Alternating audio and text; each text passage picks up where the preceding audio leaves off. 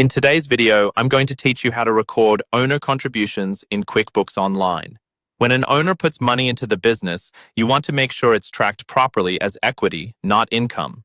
That way, your financial reports clearly show what came from outside investment versus what the business actually earned.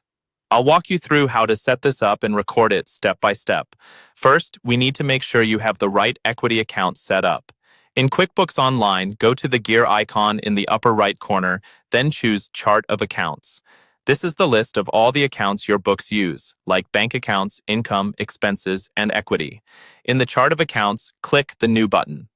A panel will open where you can define the new account. For account type, open the drop-down and select Equity. This tells QuickBooks that this account is part of the ownership section of your balance sheet. Next, for detail type, choose something like Owner's Equity or Partner's Equity, depending on your business structure. This helps categorize the equity correctly for reporting. In the name field, type a clear, descriptive name, such as Owner's Capital or Owner Contributions, so you'll easily recognize it later. Once everything looks good, click Save and Close. You now have an equity account ready to use. Now let's record the actual contribution as a bank deposit. From the main screen, click the plus New button and then select Bank Deposit. This form is how you tell QuickBooks that money has gone into one of your bank accounts.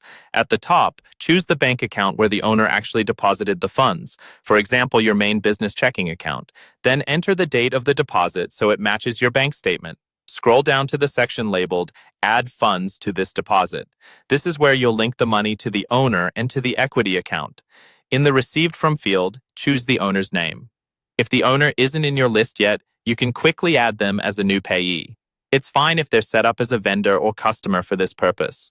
In the Account field on that same line, choose the equity account you just created, such as Owner's Capital. Then, in the Amount field, type the exact dollar amount of the contribution.